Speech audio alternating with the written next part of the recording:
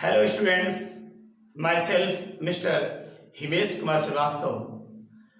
I am the director of English Gallery Coaching. I operate my coaching in Varanasi.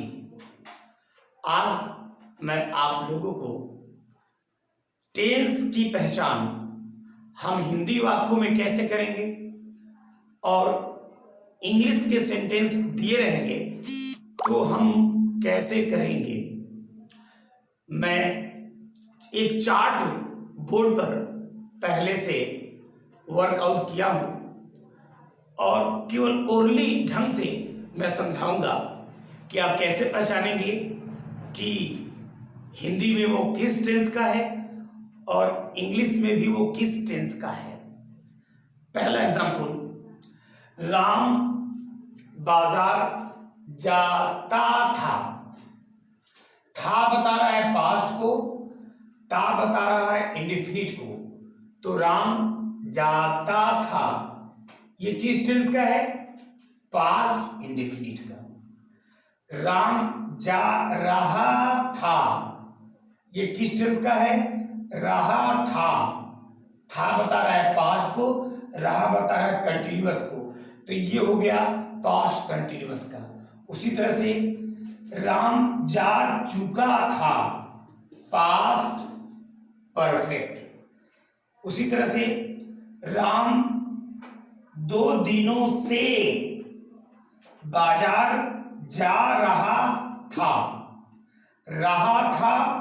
और समय में से लगा है तो ये होगा पास्ट परफेक्ट कॉन्टिन्यूअस का।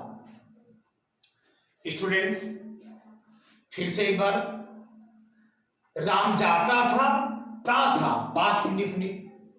इसी तरह से आप और भी बातें आप समझ जाएंगे। अब राम बाजार जाता है प्रेजेंट, ता इंडेफिनिट। राम बाजार जा रहा है प्रेजेंट, रहा कंटिन्यूअस, यह है प्रेजेंट कंटिन्यूअस का। राम बाजार जा चुका है बता रहा प्रेजेंट, चुका बता रहा परफेक्ट, यह है प्रेजेंट परफेक्ट का। राम 2 दिनों से बाजार जा रहा है प्रेजेंट, रहा है और 2 दिनों से समय में से लगा है तो यह है प्रेजेंट परफेक्ट कंटिन्यूअस का। टू मच सिंपली हम फ्यूचर को पहचान सकते हैं।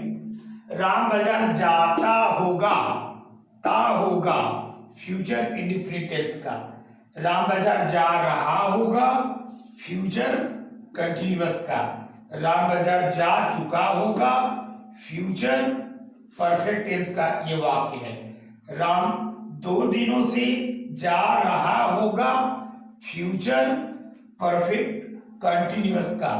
इस चार्ट के माध्यम से आप आराम से हिंदी में टेंस को पहचान लेंगे। मैं एक एग्जाम्पल दे रहा हूं, राम खाना खा चुका है।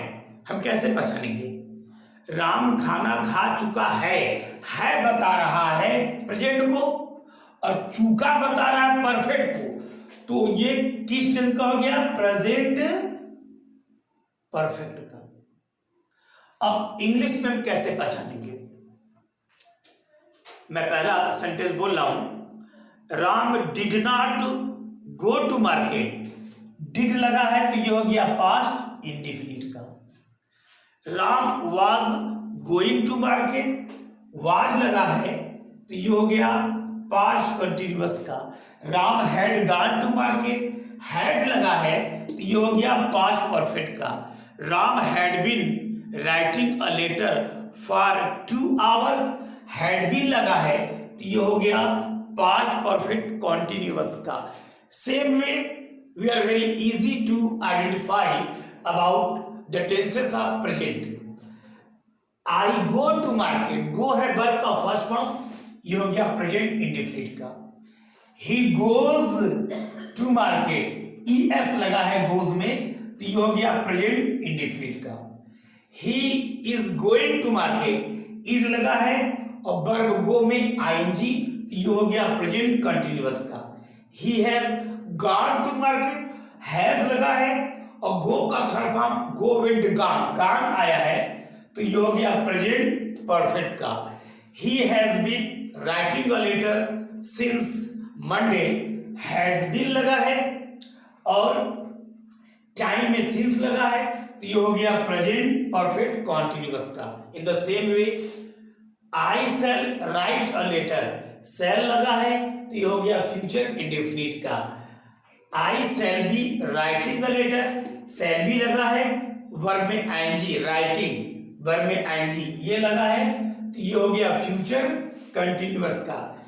Ram will have written a letter, will have लगा है और राइट का थर्ड फॉर्म रिटन तो ये किस टेंस को हो गया स्टूडेंट्स, ये हो गया फ्यूचर परफेक्ट का। और Ram will have been writing a letter for 2 hours, इसमें विल हैव बीन लगा है और राइट में एंडी टू सिंपली ये हो गया फ्यूचर परफेक्ट कंटिन्यूअस का। इस तरह से हिंदी में हम टेंस को कैसे पहचानेंगे और इंग्लिश में हम टेंस को कैसे पहचानेंगे मैंने उसको बता दिया, बहुत ही सिंपल है। था बताता है पास्ट को, ता बताता है इंडिफिनिट को। राम बाजार जाता था बताता है पास्ट को और था बताता है इंडिफिनिट को, ता बताता है इंडिफिनिट को और था बताता है पास्ट को, हो गया पास्ट इंडिफिनिट। इंग्लिश में डिड लगा है तो पास्ट इंडिफिनिट, वर्ब का सेकेंड फॉर्म जैसे गो का went, Ram went to market, went लगा है तो चूंकि वेंट वर्ब का सेकेंड फॉर्म है, 12 टेंस में सेकेंड फॉर्म केवल पास्ट इंडिफिनिट में लगता है। आप कहीं भी वर्ब के सेकेंड फॉर्म को देखेंगे वो पास्ट इंडिफिनिट का होगा, इसके अलावा वर्ब का सेकेंड फॉर्म और कहीं नहीं लगता। बच्चों मेरी बातें जहां नहीं समझ में आएगी आप कमेंट्स में डाल दीजिएगा। कल मैं एक एक टेंस को लेकर के मैं वीडियो दूंगा, 12 टेंस है तो उस पर 12 वीडियो मेरा आएगा, आप लगातार देखिएगा। मेरा मेन मकसद ये कंसेप्ट आपके दिमाग में बैठे, क्लास 4 से लेकर के 10+2 तक इसका जरूरत होता है, उसके बाद कंपटीशन में ये आपको संभालेगा। इसी के आधार पर आप आगे हाई इंग्लिश सीख पाएंगे। Okay, thanks.